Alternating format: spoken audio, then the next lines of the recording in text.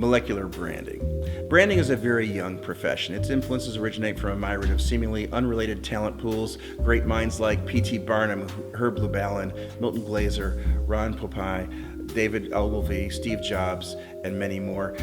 They've defined the principles of branding that uncover many of its underlying secrets. Today we're going to learn how small challenger brands with small budgets can compete head-to-head with the big business guys by utilizing branding techniques and principles of these videos that are going to help you level the playing field. Once we control what goes on under the hood of the brand building process, we can win the hearts and minds of customers by moving your product off the shelf and into the cart. Once we control what goes on under the hood of the brand, we can win customers' hearts and minds, moving your product off the shelf and into the shopping cart.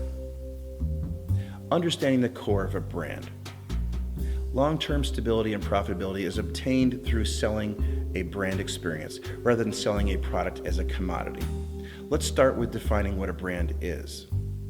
A brand is the tangible and intangible attributes residing within the brand DNA, visualized as a product, package, icon, or trademark that, when managed properly, inspires and motivates customers to create and deliver value to its shareholders.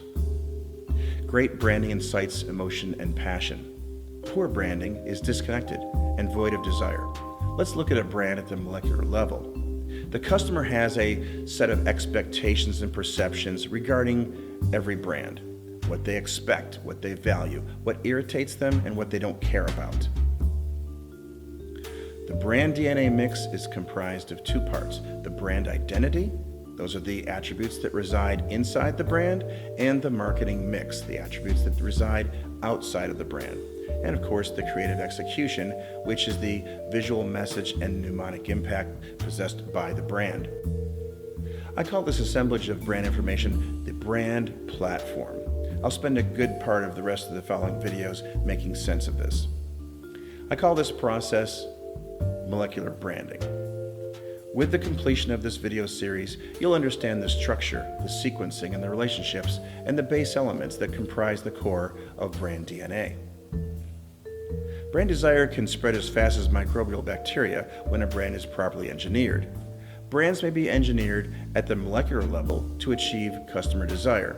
What this means is that you now hold the keys to unlock your brand's financial future via molecular engineering.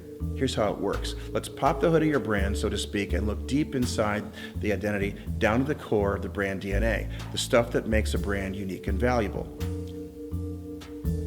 Using the value analysis model, we can identify the weak performing traits within the brand DNA mix and introduce new traits that psychologically and physically align with customer attitudes, opinions, and beliefs, which we'll call AOBs.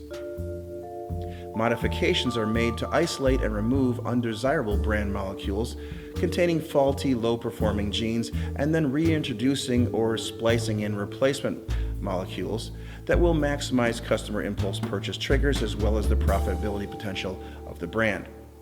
So let's understand how brands work and why we find some irresistible. There's three chambers of a brand's heart. Every brand is defined by three attributes. 1, the customer value set. 2, the brand DNA mix. And 3, the creative execution. Now let's look at these in depth. 1, the customer value set. Customers define the value of a brand, holding a unique set of attitudes, opinions, and beliefs that we'll call the customer value set.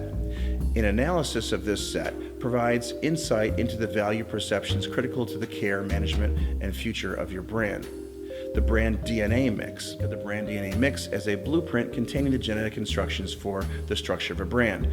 The DNA mix determines the uniqueness of the brand and identifies the internal and external structure of the brand. And then, of course, the creative execution. This is the visualization of the brand encompassing the impact, style, personality, and it is generally the part of the brand that customers see, such as a logo, color, image, or what they recall about the brand, such as a melody, a sound, an image, icon, or a brand ambassador, even a promise. Branding basics. A brand delivers several important things of value: trust, a promise, and most importantly, the power of recognition. There are few investments one can make that hold as much value as a brand recognized and desired by the masses. Fire, flood, famine, or war will not eliminate its value. As long as customer demand exists, the brand itself exists. Back in '77, Volkswagen paid $1 billion for the plants and hard assets of Rolls-Royce, while BMW paid just $66 million for the Rolls-Royce brand name. Now, who got the better deal? It would take 1,000 times the $66 million sales price in advertising and generations of goodwill to ever recreate the brand clout and status enjoyed by the Rolls-Royce brand.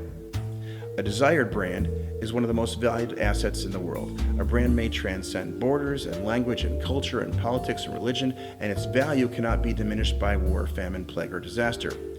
Like an heirloom, brands hold a traditional place in the family, as desire is handed down from one generation to the next, helping to define its customers and their family's culture. Brand commitments show that your mother cares about you and that your family is identified with a certain social or fiscal strata. In the 1950s, the brand of the car you owned labeled your place in the social strata. The Pepsi Generation campaign went so far as to boldly attempt to define an entire generation. Customers own a personal relationship with these global brand ambassadors. Coca-Cola, Levi's, Google, Apple, Starbucks, McDonald's all exist based upon their customer relationships. Planters Nuts customers don't care that Standard Brands sold them to Nabisco, who in turn sold them to Kraft. They simply share an experience and relationship with the Mr. Peanut icon and the brand value and promise that he continues to deliver. Brands inspire desire. They motivate and compel shoppers toward a purchase. The value of your brand resides in your customer's mind. A brand earns this spot over time through years of exposure, advertising, and experience. A brand deeply rooted in customer attitudes, opinions, and beliefs inspires desire and delivers certain expectations to the customer. Look at Coca-Cola, Ivory Soap, Pixar, and McDonald's. As they come to mind, each commands an expectation and each delivers on a process. In the next video, we'll take a look at brand value.